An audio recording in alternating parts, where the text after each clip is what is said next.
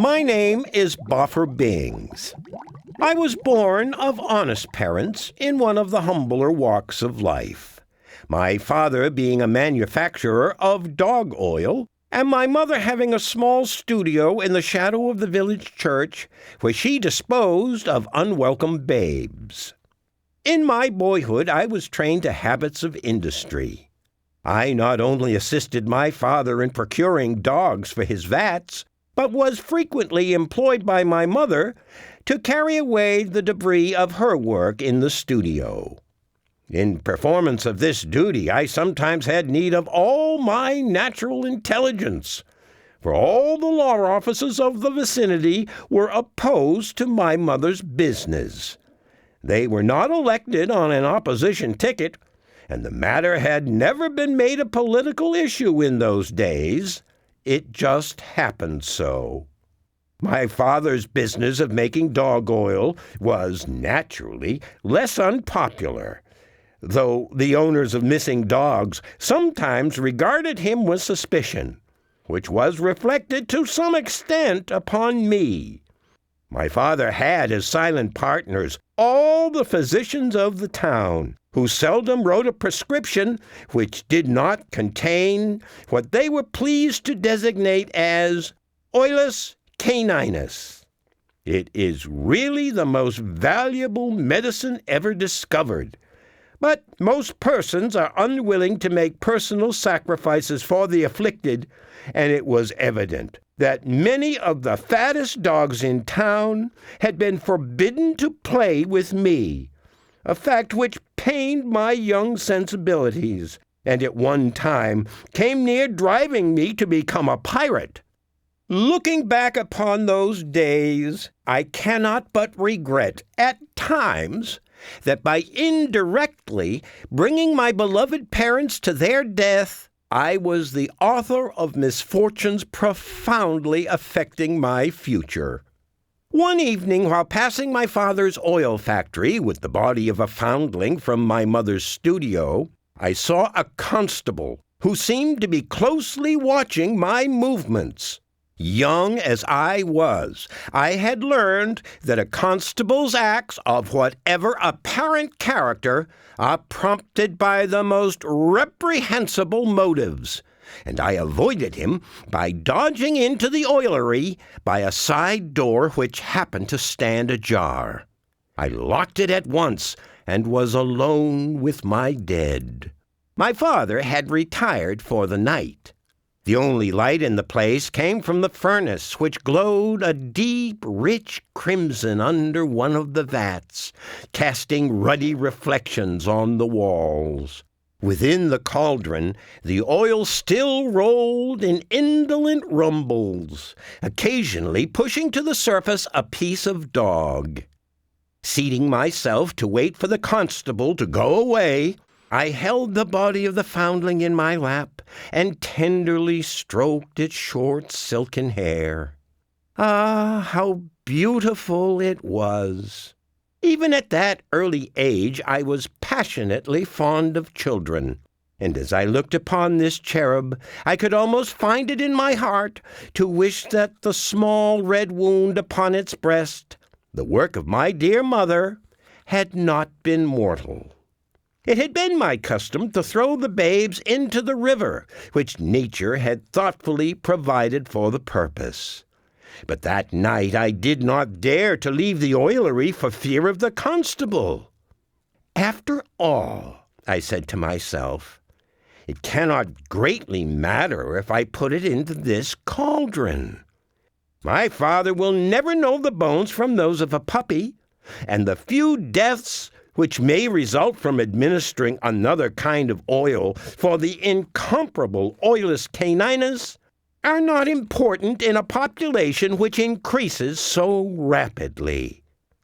In short, I took the first step in crime and brought upon myself untold sorrow by casting the babe into the cauldron. The next day, somewhat to my surprise, my father, rubbing his hands with satisfaction, informed me and my mother that he had obtained the finest quality of oil that was ever seen, that the physicians to whom he had shown samples had so pronounced it. He added that he had no knowledge as to how the results were obtained. The dogs had been treated in all respects as usual and were of an ordinary breed. I deemed it my duty to explain, which I did, though palsied would have been my tongue if I could have foreseen the consequences.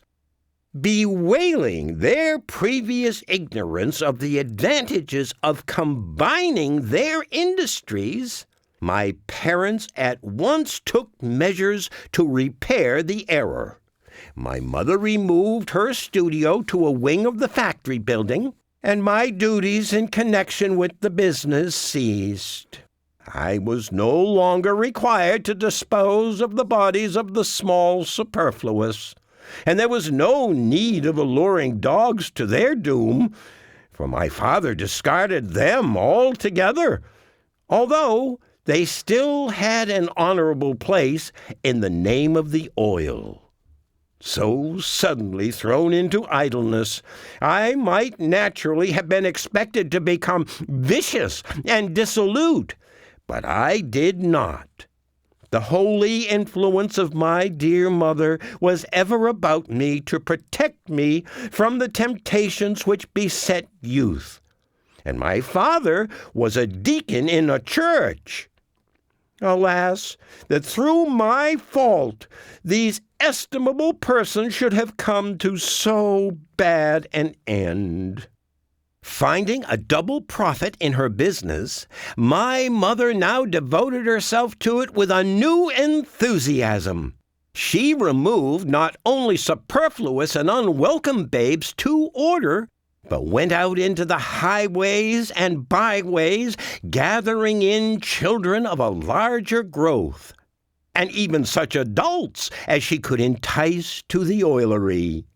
My father, too, enamored of the superior quality of the oil produced, purveyed for his vats with diligence and zeal. The conversion of their neighbors into dog oil became, in short, the one passion of their lives, and absorbing and overwhelming greed took possession of their souls, and served them in place of a hope in heaven, by which also they were inspired. So enterprising had they now become that a public meeting was held, and resolutions passed, severely censuring them. It was intimated by the chairman that any further raids upon the population would be met in a spirit of hostility. My poor parents left the meeting broken-hearted, desperate, and I believe not altogether sane. Anyhow, I deemed it prudent not to enter the oilery with them that night, but slept outside instead in a stable.